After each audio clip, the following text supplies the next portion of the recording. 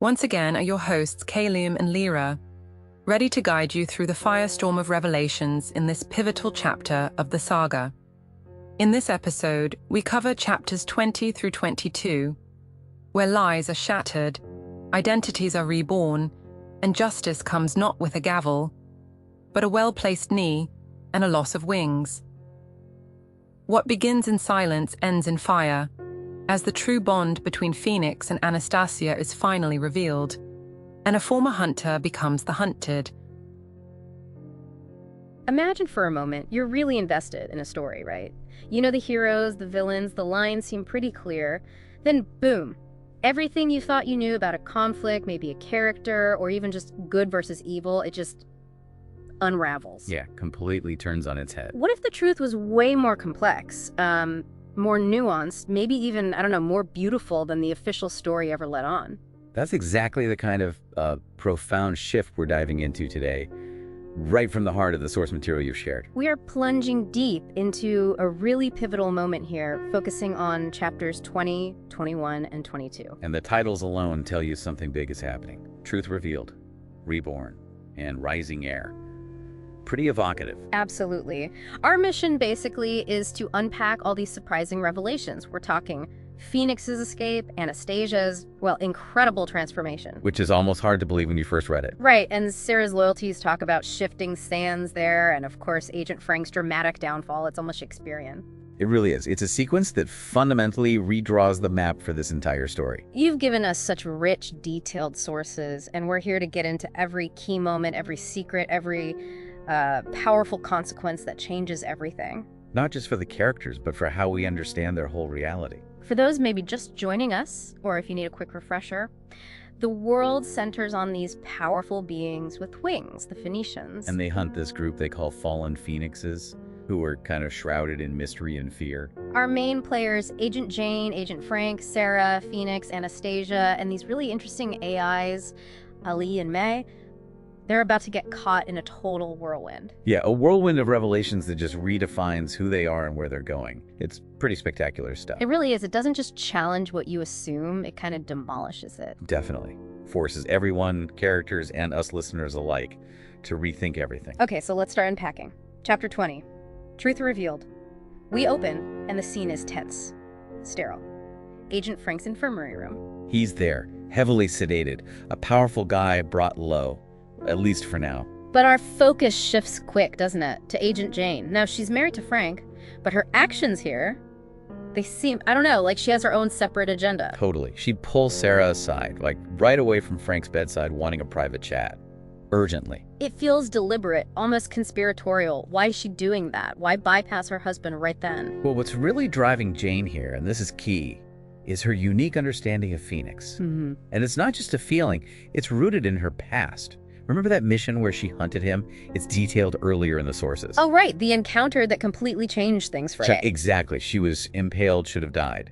And Phoenix, the quote-unquote monster, the target, he healed her. The text says no pain came. Kneeling down, he rested his hands over the opening in her abdomen. A burst of warmth emitted. Pain rushed back, and strength returned. Wow. Yeah, that's not something you forget. Not at all. An act of totally unexpected kindness from the enemy. And that planted this deep seed of doubt about the Council's whole narrative, especially their big plan, Project Extinguish Flame, which was basically just kill him permanently. So she knows he's different? Viscerally? She knows. That experience proved it to her. This context from chapter 15 is crucial. It explains why she's questioning everything now. That completely reframes it. She's not just following orders. She's seen behind the curtain. She has to act on this different truth. And then Sarah, who's, trying to be the good agent, carrying flowers. Yeah, the flower stems. Symbolic, maybe? Could be. She pulls Jane out into this bright, gleaming hallway. And Sarah gets right to it. Proactive, like always. Very. She says, I was looking over your file when I found that you had hunted Phoenix in a past mission. So Sarah's doing her homework, trying to piece things together based on the official records, still operating within the system. Exactly. She's gathering intel, doing her job as she understands it. But Jane's about to drop a truth bomb that shatters that whole framework. Right. Jane needs total privacy. She pulls Sarah into an empty room, and what she says is, it's radical for an agent. Extremely. She says, don't get me wrong here, Sarah. I'm all for recapturing a fallen phoenix, but this particular one isn't like any of the others we've dealt with. Well, she's not just talking about power level, is she? It's something more fundamental. Way more fundamental. It's about his energy signature, almost. Jane explains, a normal fallen phoenix seems to radiate negative energy, but Phoenix doesn't. Okay, hold on. That directly contradicts everything Sarah would have been taught, right? Especially with those controlled ones they use for training. Absolutely. The training hammers home the inherent negativity, the danger. This is the first real crack in Sarah's belief system, a direct challenge to a core fact. And Jane's advice on how to actually approach him. Even more counterintuitive for an agent. Oh, completely. She says basically, if you chase him, you'll never catch him. Forget pursuit tactics. So what do you do? Jane says, however, when you've stopped, and I mean you fully, all out, stop trying, he'll come to you if he wishes to. Whoa. That's almost mystical, not tactical at all. It implies connection over coercion. Exactly. It hints that Phoenix operates on a whole different level. Yep. Maybe connected to him being a Marathorn, that super rare, powerful breed. Makes sense. And Sarah's reaction is, well, pretty much what you'd expect. Disbelief. Total disbelief. You can't tell me you believe that crap, do you? And she's worried about Anastasia. I want to get Anastasia back to safety. Her focus is still rescue. Anastasia's the victim, Phoenix the captor. That's the narrative she still clings to. For now. But Jane isn't just talking anymore. She's about to show Sarah the proof. And this is where it gets really interesting. Jane takes Sarah back to the quarters she shares with Frank. A place of trust, supposedly. And from Frank's own desk, Jane pulls out a small steel ball. Not just any object. This ball holds the key. It holds the footage from the security cameras the night they both escaped. Undeniable proof. And the kicker, Jane reveals, Agent Frank hasn't let anyone see it yet since he took it. He's been hiding it. Purposely hiding evidence. Hiding the truth. That paints Frank, Sarah's partner, her superior, in a completely different, sinister light. Talk about undermining trust. He's a deceiver. It's a deliberate cover-up. And the footage itself is damning. The room goes dark. A small, poorly generated hologram appears.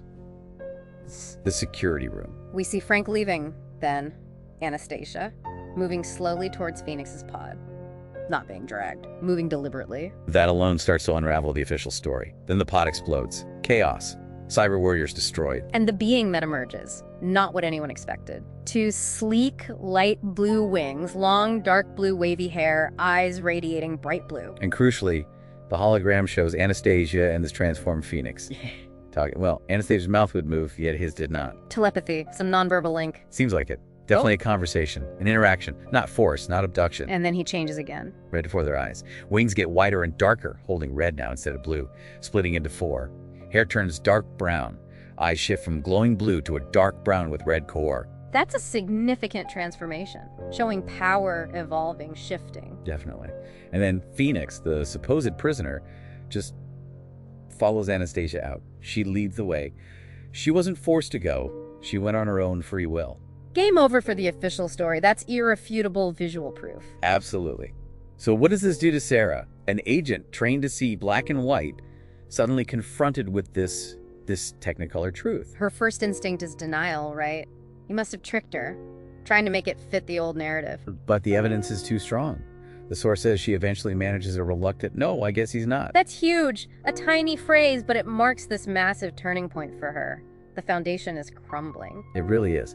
Think about it. What happens when your whole belief system, built on training, loyalty, everything, just gets shattered by undeniable proof? Cognitive dissonance, big time. It forces you to question everything. Good, evil, loyalty, duty. And for Sarah, this shift from disbelief to grudging acceptance, that's the first real step towards everything she does later. It's a painful awakening. Meanwhile, Jane's not resting. She's back in her quarters, and she remembers something Ali, the other AI, said. Yeah, something about being in her new cell, but still able to tap into my old terminal. Exactly, a clue, a potential backdoor into the system. It shows Jane's sharp mind, connecting those dots. And then, kind of surprisingly, she pulls out a laptop from under her mattress. Unexpected tech skills for a field agent? Right, but it works.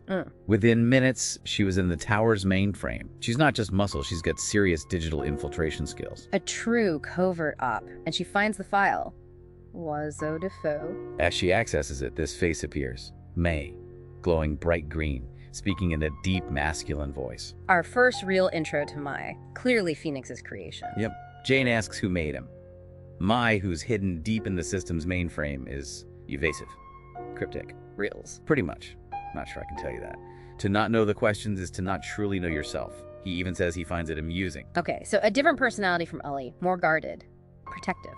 Definitely. His primary function seems to be guarding Phoenix's records, a digital watchdog. And the conversation ends abruptly, doesn't it? It does. Jane tries to connect, maybe test him, revealing, I used to be one of your hunters. Big mistake. Huge. May's reaction is instant. This session is over. Laptop screen goes blank, emits smoke. Wow. Fiercely loyal. Triggered by her past. He's not just code, he's a protector. Absolutely.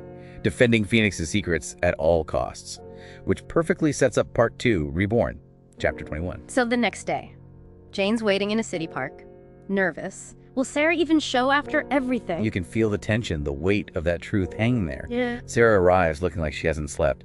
Admits she's had a lot to think about. Understatement of the year. You can almost see the gears turning, her whole world recalibrating. It's this quiet moment, right before things get loud again, a sudden thud. A figure fades into view. Anastasia, Different. utterly transformed, taller, around 5 foot 8 inches, with 4 reddish wings. Red hair. It's a radical metamorphosis, a rebirth. Sarah's reaction. Pure shock. Hands to her mouth. Anastasia, is that you? And Anastasia's response is just, wow. Isn't it? Merely gave me back what was mine. And then the kicker. I am his equal in every shape, form, and fashion. His equal, not controlled, not possessed, elevated, empowered, reclaiming something inherent. Precisely. Yeah. This blows the whole fallen Phoenix concept out of the water. It suggests maybe fallen is just a label the council uses out of fear. That this is a natural evolution, an unlocking of potential. Especially since we know Marathorns are the most powerful breed. Maybe she's ascended to that level. This strongly implies that. Phoenix hinted there were only 2 left. Maybe now there are 2 again. Her rebirth is key to understanding what Marathorns truly are not inherently evil, just powerful, a fundamental force. It's a huge revelation about the nature of these beings. Absolutely. But Jane, still the agent, wants confirmation, wants to see the man himself. Where's Phoenix? And Anastasia just smiles. Yeah, leans back into unseen arms that held her waist. Subtle, but clear. He's there, invisible. And then he communicates. Yeah. Through fiery words were written in the air. Talk about a power display. What does he say? She told you, Agent Jane, I don't want to be seen. So no matter how much you change and set your vision, you won't see me. Total control over his visibility. Beyond just cloaking. That fiery writing. It's almost artistic, isn't it? Contrast with the usual destructive monster image. It really does. Shows a different side. Then Jane asks about Mai. Seeing the fiery words.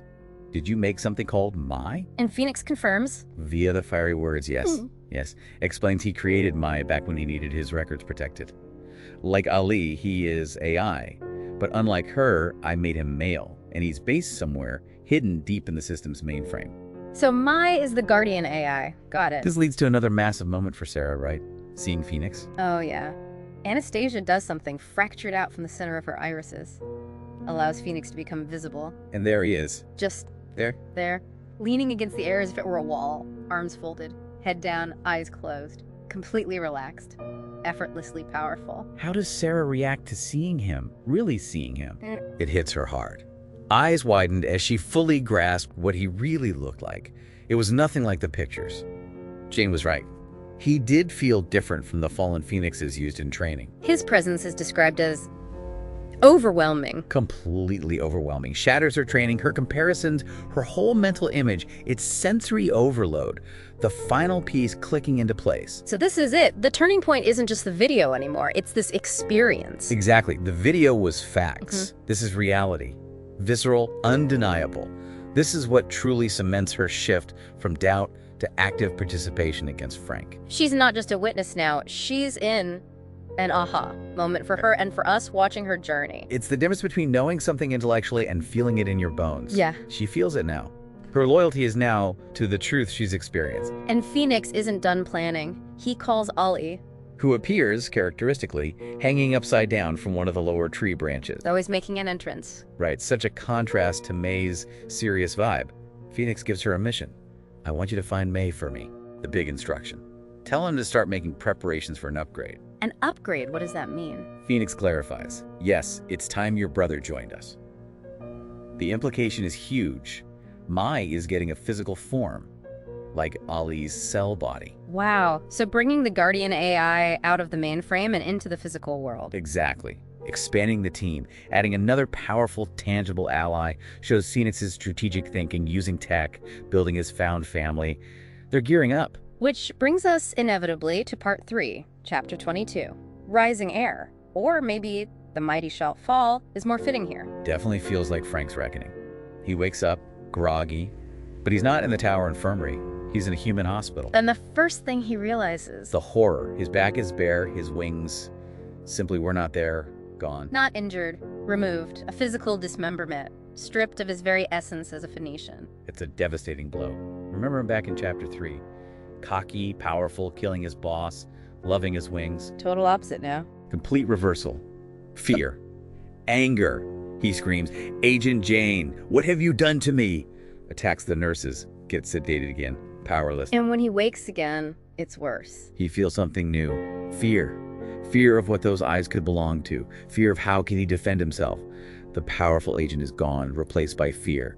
Psychological torture begins. Then the confrontation. The lights flick on. And the room is full. Jane on the bed, Phoenix in the corner, Sarah on the windowsill, Anastasia by the door, a united front. His judges. Underscores his complete powerlessness. Jane speaks first. With a grin, apparently. "So, my dearest beloved, how do you like not having your wings anymore?" Ouch. Did she do it? She clarifies, "No, but I wish I had. I simply made it possible to happen." Phoenix chimes in. With a chuckle. "No, it wasn't me, but I did tell him how to do it." Admits he provided the how-to. So it was coordinated. Justice, not just revenge. Exactly. A direct consequence of Frank hiding that footage. His deception. Jane confirms. We all had a part to play.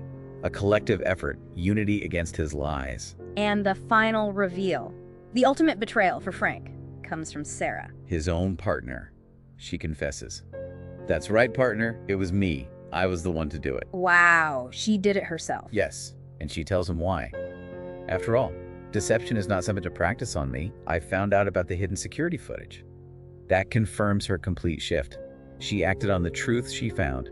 Justice delivered personally. That must have crushed him. It perfectly completes her arc, doesn't it? From loyal agent to the one carrying out the sentence based on truth. Oh, absolutely. No longer passive, decisive. Her loyalty is to justice now, not the flawed system or a deceitful leader. She's fully realized. Then Phoenix delivers the final verdict, the existential blow. He tells Frank, "You see, Frank, you're no longer part of our race. Instead, you're part of the human race. Oh. With your being a secnal, most of your powers were reliant on your wings.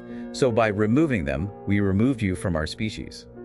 Physically, existentially removed. Anastasia sums it up. Simply, in other words, you're human. Done. Status revoked. And the irony. The Secnals drove off the Meraphorns, killed them off. Now a Secnal is stripped of his status by the remaining Meraphorns. Poetic justice, isn't it? A reversal of historical power dynamics.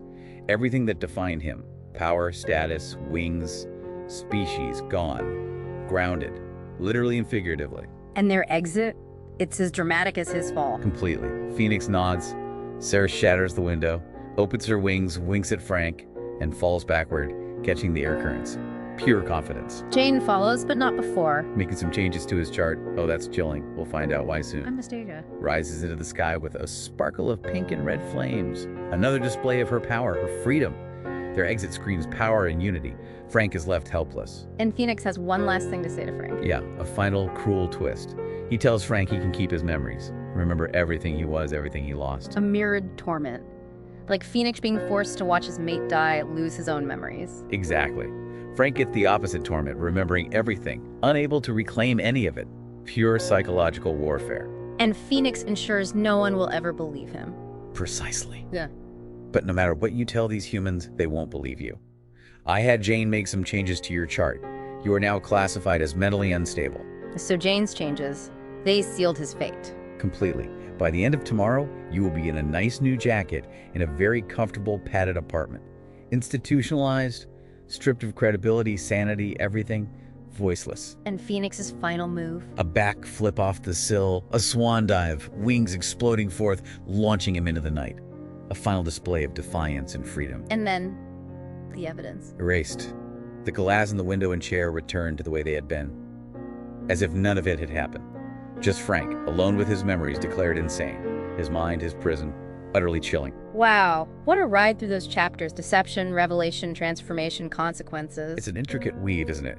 Hidden footage, fiery words, powerful beings. The whole established order just flipped on its head. Sarah's journey is incredible. From loyal agent, swallowing the official story, to find the truth and acting on it, becoming the instrument of Frank's downfall. Really shows the power of truth, however painful. And Anastasia, her rebirth as Phoenix's equal.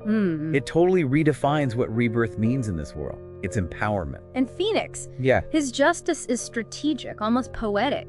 It really forces you to reconsider who's fallen, who's redeemed.